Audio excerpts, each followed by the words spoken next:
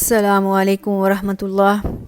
اعوذ باللہ السمیع العلیم من الشیطان الرجیم، بسم اللہ الرحمن الرحیم۔ ربی اشرح لی صدری ویسر لی امری واحلل عقدۃ من لسانی یفقہوا قولی۔ اللہم رب زدنی علما، اللہم رب زدنی علما، اللہم رب زدنی علما۔ اللہم فقہنا فی الدین، اللہم فقہنا فی الدین، اللہم فقہنا فی الدین۔ اللہم انی اسألک علما نافعا وعملا متقبلا ورزقا طیبا، آمین۔ سورہ الاعراف سورت کا نمبر 7 ہے، پارے کا نمبر 9 ہے اور آیت کا نمبر ہے 156۔ بسم اللہ الرحمن الرحیم۔ وَاکْتُبْ لَنَا فِی هَذِهِ الدُّنْیَا حَسَنَةً، اے اللہ اس دنیا کی زندگی میں بھی ہمارے لیے بھلائیاں لکھ دے، وَفِی الْآخِرَةِ اور آخرت کی زندگی میں بھی ہمارے لیے بھلائیاں لکھ دے۔ اِنَّ هُدْنَا إِلَيْکَ، اے اللہ ہم تیری طرف رجوع کرتے ہیں۔ اچھا، یہاں ہم جو بات پڑھ رہے ہیں وہ پچھلی آیت 155 جو ہے وہ آیت سے ریلیٹ کرتی ہے، یہ والی آیت کا ہاف پارٹ۔ اللہ سبحانہ و تعالیٰ کے پاس جب 70 آدمی قوم کے حضرت موسیٰ علیہ السلام لے کر گئے تھے تو قوم کو اللہ تعالیٰ نے کہا تھا میں اپنی تجلی پہاڑ پر ڈالتا ہوں، لیکن تجلی قوم برداشت نہیں کر سکی تھی، وہ وہیں پر مر گئی۔ اللہ تعالیٰ سے حضرت موسیٰ نے دعا کی تو اللہ تعالیٰ نے ان کو زندہ کر دیا تھا۔ اب حضرت موسیٰ نے جو دعائیں کی ہیں اس دعاؤں کا اگلا پارٹ یہ ہے، اللہ تعالیٰ نے حضرت موسیٰ علیہ السلام نے اللہ تعالیٰ سے مزید یہ بھی دعا کی ہے، پچھلی دعا اللہ تعالیٰ سے کی ہے حضرت موسیٰ نے، انت ولینا فاغفر لنا وارحمنا وانت خیر الغافرین، اور اسی دعا کا نیکسٹ پارٹ یہ ہے وَاکْتُبْ لَنَا فِی هَذِهِ الدُّنْیَا حَسَنَةً وَفِی الْآخِرَةِ اِنَّ هُدْنَا إِلَيْکَ، اے اللہ تو ہمارا دوست ہے، سرپرست ہے، کارگزار ہے، ہم پر اپنی مغفرت کر، اپنا رحم کر، تو بہترین مغفرت کرنے والا ہے۔ وَاکْتُبْ لَنَا فِی هَذِهِ الدُّنْیَا حَسَنَةً، اے اللہ دنیا کی زندگی میں بھی ہمارے لیے نیکیاں لکھ دے اور آخرت میں بھی نیکیاں لکھ دے۔ اِنَّ هُدْنَا إِلَيْکَ، اے اللہ ہم تم سے رجوع کرتے ہیں۔ اب اللہ تعالیٰ نے آگے سے جواب دیا تھا، قَالَ رَبِّ عَذَابَ أُصِیبُ بِهِ مَنْ أَشَاءُ، اللہ تعالیٰ نے آگے سے جواب کیا فرمایا، سزا میں دیتا ہوں مگر اسی کو دیتا ہوں جس کو میں چاہتا ہوں، وَرَحْمَتِی وَسِعَتْ كُلَّ شَیْءٍ، لیکن میری رحمت بہت وسیع ہے، وہ ہر چیز کو گھیرے ہوئے ہے، ہر چیز کے لیے ہے۔ سَأَكْتُبُهَا لِلَّذِینَ یَتَّقُونَ، عن قریب میں ان پرہیزگار لوگوں کو اپنی رحمت میں ڈانپ لوں گا جنہوں نے تقویٰ کیا، وَیُؤْتُونَ الزَّکاۃَ، اور جو زکوٰۃ ادا کرتے رہے، وَالَّذِینَ هُم بِآیاتِنَا یُؤْمِنُونَ، اور جو ہماری آیات پر ایمان لاتے رہے، میں ان کو اپنی رحمت میں ڈھانپ لوں گا۔ موسیٰ علیہ السلام نے صرف اپنے لیے دعا نہیں کی، اپنی امت کے لیے دعا کی، اور دنیا کے لیے دعا نہیں کی بلکہ دنیا اور آخرت دونوں کے لیے دعا کی۔ اللہ تعالیٰ نے بھی آگے سے بہت خوبصورت جواب دیا، وہ جواب پوری کائنات کے لیے ہے، وہ یہ ہے، دراصل اے موسیٰ پوری کائنات کا جو نظام چل رہا ہے وہ میری رحمت ہی سے تو چل رہا ہے، ساری مخلوق میری رحمت سے مستفیض ہو رہی ہیں۔ ہاں میں سزا صرف اسی شخص کو دیتا ہوں جو سزا کے لائق ہوتا ہے، جو اس قدر نافرمانیاں کر چکا ہوتا ہے کہ اب اس کے مقدر میں صرف سزا ہی رہ چکی ہوتی ہے، ورنہ میری رحمت تو ہر اس انسان کو مل رہی ہے، میری بھلائیاں تو ہر اس انسان کو مل رہی ہیں جو کہ بسا اوقات میری رحمت کے لائق بھی نہیں ہوتا، جو گناہ گار ہوتا ہے، پھر بھی میں ان لوگوں کو میں اپنی رحمت دیے جا رہا ہوں۔ وہ لوگ جو کافر ہیں، جو نافرمان ہیں، دنیا کی زندگی میں اپنی رحمتیں تو میں ان پر بھی دیتا ہوں، ان پر بھی نچھاور ہیں، لیکن آخروی رحمتیں، آخروی بھلائیاں اس دنیا کے ساتھ ساتھ آخرت کی بھلائیاں صرف میں انہی لوگوں کو دوں گا جو تقویٰ کی راہ کو اختیار کرتے ہیں، جو اپنے مالوں کو اس طرح سے صاف پاک کرتے ہیں جو اللہ نے طریقہ دیا ہے، یعنی زکوٰۃ ادا کرتے ہیں۔ ایسے لوگ دنیا اور آخرت میں دونوں جگہ پر میری رحمت سے ہمکنار ہوں گے۔ اب یہاں تک حضرت موسیٰ علیہ السلام کی دعا کا جو ہے وہ سلسلہ ختم ہو گیا ہے، دعا کا جواب کمپلیٹ ہو گیا ہے، اور آیت نمبر 156 تک حضرت موسیٰ علیہ السلام کا تذکرہ، ان کی قوم کا تذکرہ، بنی اسرائیل کا تذکرہ بھی کمپلیٹ ہوتا نظر آ رہا ہے۔ چنانچہ اس دعا سے ہم نے کیا سیکھا ہے، جب بھی ہم سے غلطی ہوتی ہے ہمیں اللہ سے دعا کرنا ہے، اور دعا صرف دنیاوی دعا نہیں بلکہ اس میں آخرت کی بھلائیاں بھی ہونی چاہیے، اور کبھی بھی ہمیں اللہ کی رحمت پر شک نہیں کرنا چاہیے۔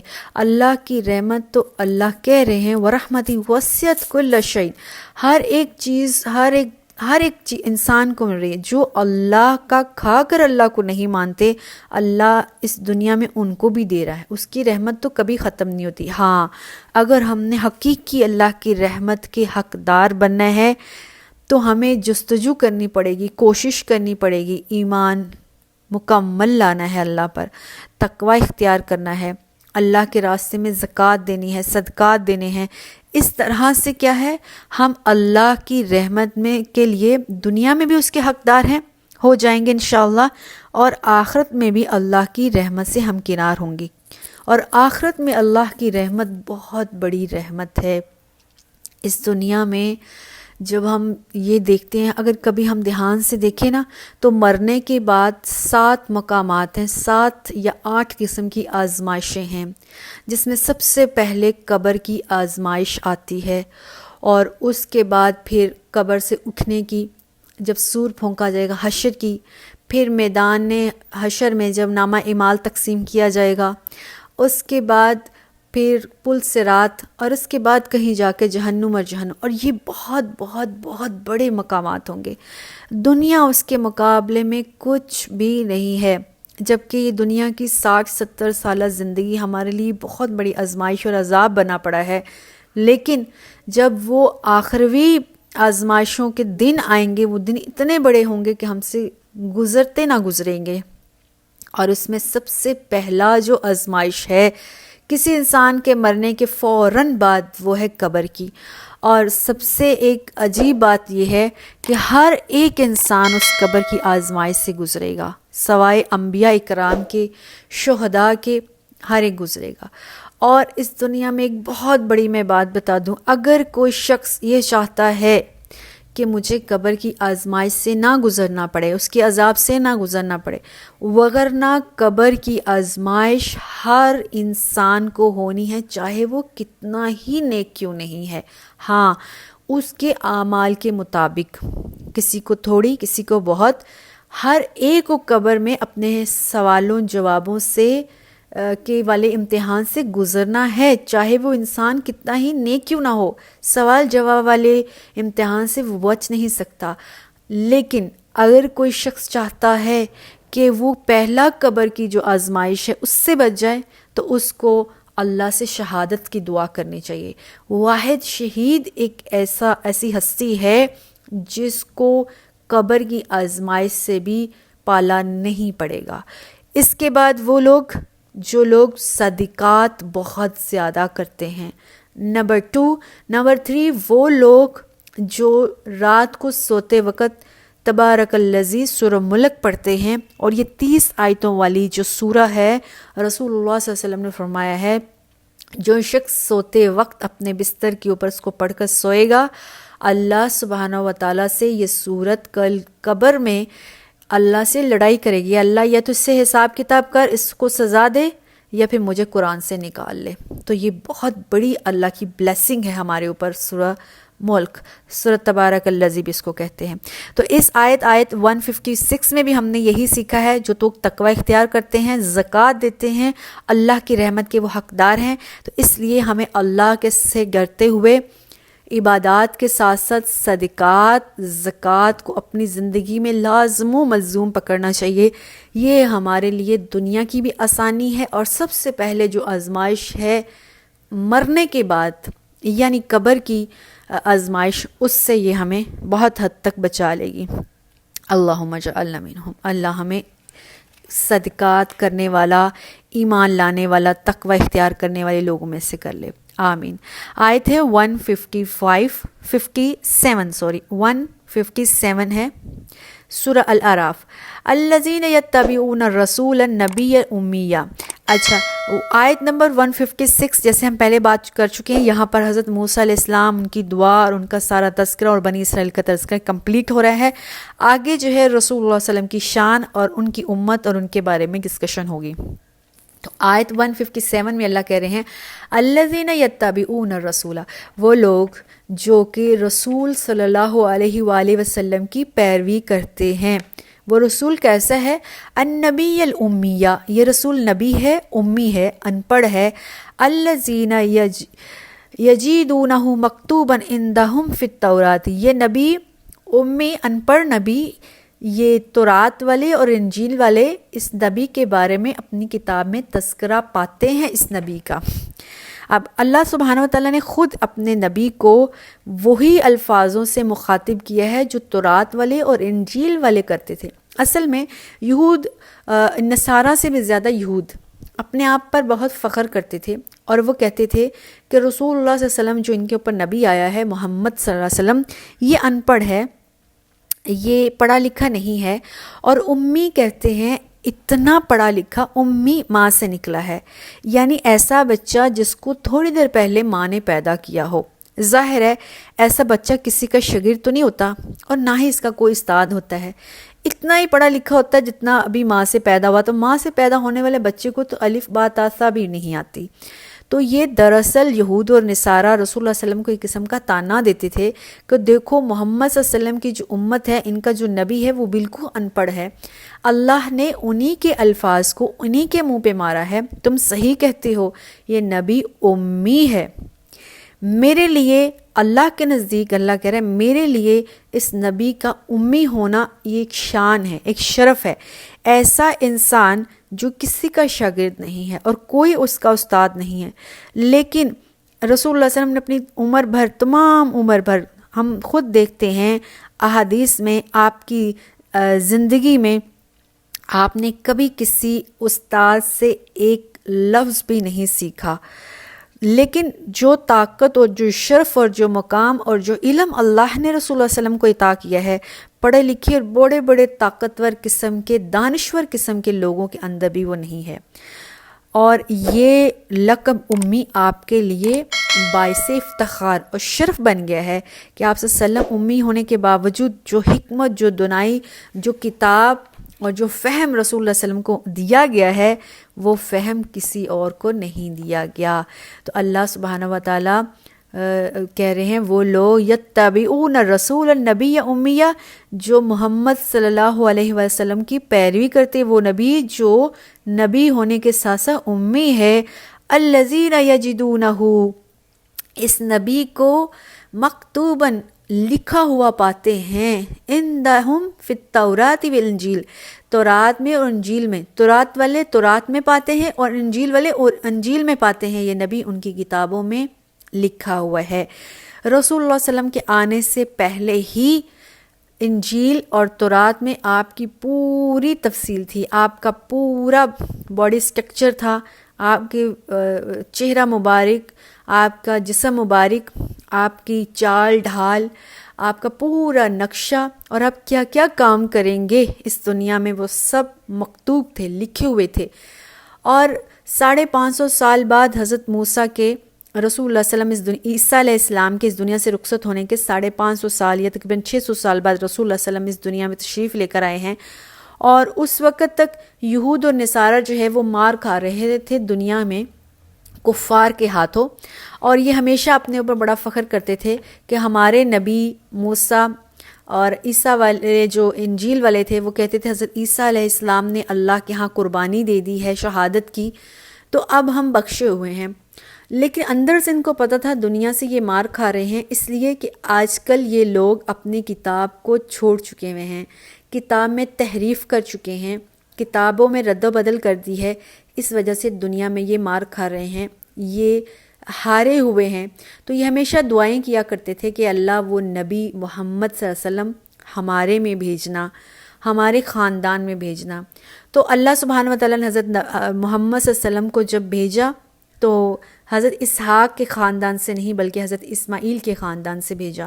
یہ بات ان کے لیے تھوڑی جیلسی تھی، جس کی بنا پر انہوں نے رسول اللہ صلی اللہ علیہ وسلم کو ماننے سے انکار کر دیا۔ اور دوسری سب سے بڑی بات، رسول اللہ صلی اللہ علیہ وسلم ان کو کیا کرنے کے لیے آئے تھے؟ یأمرہم بالمعروف ینہاہم عن المنکر، رسول اللہ صلی اللہ علیہ وسلم ان کو اچھی باتوں کا حکم دینے آئے اور بری باتوں سے روکنے آئے۔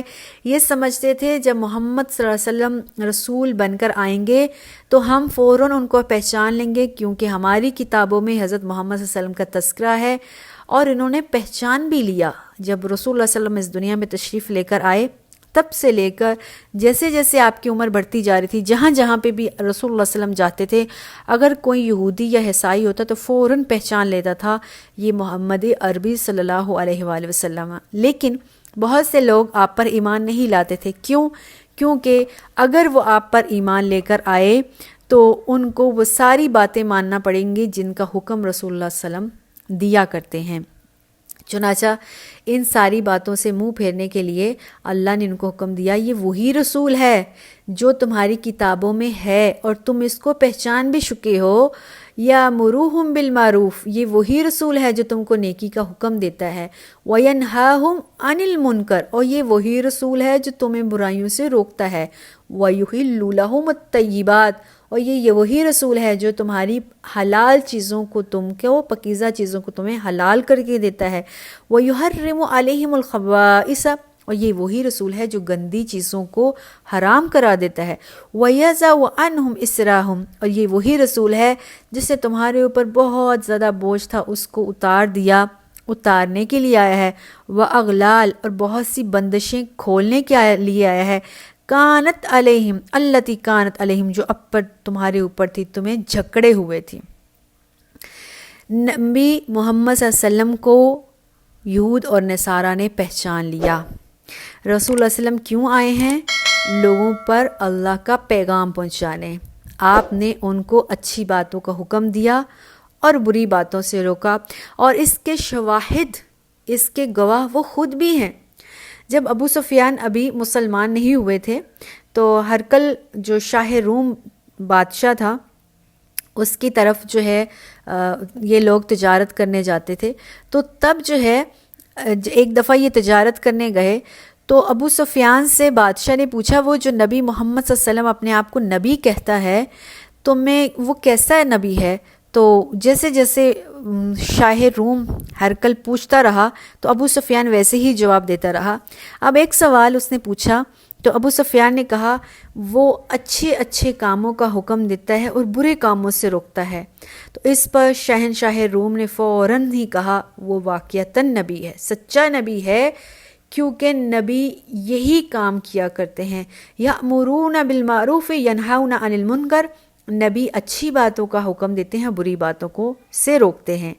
دوسرا، رسول اللہ صلی اللہ علیہ وسلم نے یہود کے اوپر بہت بڑا جو احسان کیا تھا وہ کیا تھا؟ وَيُحِلُّ لَهُمُ الطَّيِّبَاتُ، ان کی پاکیزہ اور حلال چیزوں کو ان کے اوپر حلال کر دیا۔ اصل میں ایسا تھا، حضرت یعقوب علیہ السلام نے اور ان کی قوم نے اپنے اوپر بہت سی حلال اور پاکیزہ چیزوں کو حرام قرار دے دیا ہوا تھا۔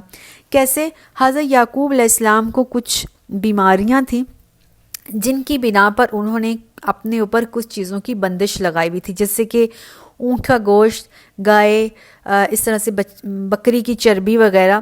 تو یہ ساری چیزیں حضرت یعقوب نے اپنے اوپر روک رکھی تھیں۔ کیوں؟ ان کو صحت کا کچھ معاملہ تھا۔ اب ان کی امت نے یہ سمجھا کہ شاید یہ چیزیں ہمارے اوپر حرام ہیں، اس لیے نبی نہیں کھا رہا، تو انہوں نے اپنے اوپر مکمل طور پر حرام قرار دے دی اور وہ ان کو نہیں کھاتے تھے۔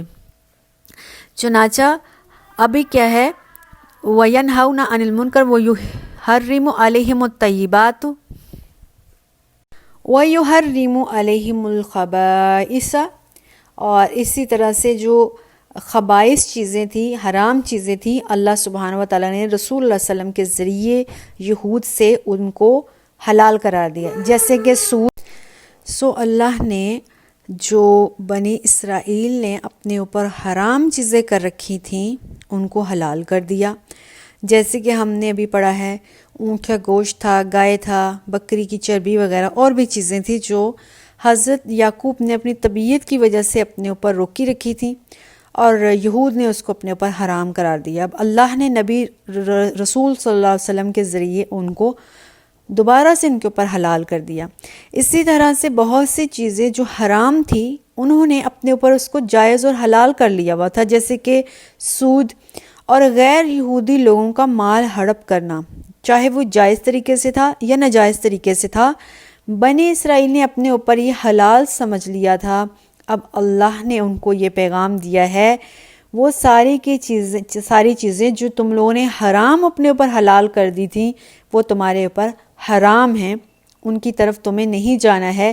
اس طرح سے بہت سی مشکلات انہوں نے اپنے اوپر خود ہی طاری کر لی ہوئی تھیں، تو اللہ سبحانہ و تعالیٰ نے ان مشکلات کے توق بندشیں ان سے کھلوا دیں رسول اللہ صلی اللہ علیہ وسلم کے ذریعے، اور اللہ تعالیٰ نے ان کے اوپر آسانیاں کر دی۔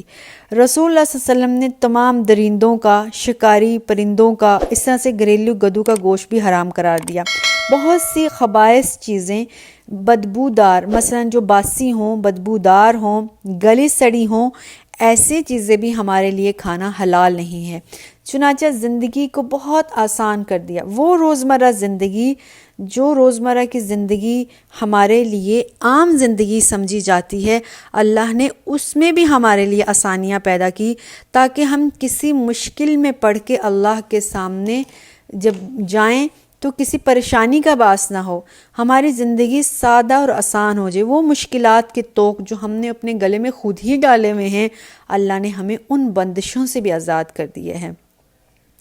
آیت 157 کا اگلا پارٹ ہے فَالَّذِينَ آمَنُوا بِهِ، یہ جو اللہ نے پیغامات دیے ہیں، اللہ کہتا ہے جو اس پر ایمان لے کر آئے ہیں، وَعَزَّرُوهُ، اور جنہوں نے ان کی حمایت کی ہے، وَنَصَرُوهُ، اور جنہوں نے مدد کی ہے، وَاتَّبِعُوا النُّورَ الَّذِي، اور جنہوں نے پیروی کی ہے اس نور کی، أُنزِلَ مَعَهُ، جو ان کے اوپر نازل کیا گیا، یعنی قرآن۔ جن لوگوں نے رسول اللہ صلی اللہ علیہ وسلم کی بات کو مانا، شریعت پر عمل کیا، رسول اللہ صلی اللہ علیہ وسلم کی ہیلپ کی، وہ لوگ کیا ہیں؟ اللہ کے اوپر جو اللہ نے جو ان کے اوپر قرآن نازل کیا ہے اس قرآن پر عمل کرتے ہیں، اولئک هم المفلحون، ایسے لوگ ہی فلاح پائیں گے۔ اب نور سے کیا مراد؟ نور سے مراد ہے اللہ تعالیٰ کا قرآن۔ تو یہ سمجھ میں آیا کہ نور سے مراد کتاب و سنت اور وحی الہی ہے۔ قرآن نور ہے، اس پر عمل کرنا، اس کے طریقے پر چلنا، یعنی سنت رسول صلی اللہ علیہ وسلم۔ تو جو اللہ کے احکامات اور رسول اللہ صلی اللہ علیہ وسلم نے جو بتائے ہوئے احکامات ہیں، ان احکامات پر عمل کرتا ہے، اللہ سبحانہ و تعالیٰ اس کی مدد کرتے ہیں، اللہ ان کی عزت کرتے ہیں، اور ایسے لوگ ہی فلاح پائیں گے۔ تو اللہ سے دعا ہے اللہم اجعلنا من المفلحین، اللہ ہمیں فلاح پانے والوں میں سے کر لے۔ خود ہم رسول اللہ صلی اللہ علیہ وسلم کی پیروی کریں، اس قرآن کی پیروی کریں، تاکہ اللہ کی رحمتوں کے ہم حقدار ہو پائیں اور ہم مفلحین میں سے ہو جائیں، متقین میں سے ہو جائیں۔ آمین۔ والسلام علیکم ورحمۃ اللہ وبرکاتہ۔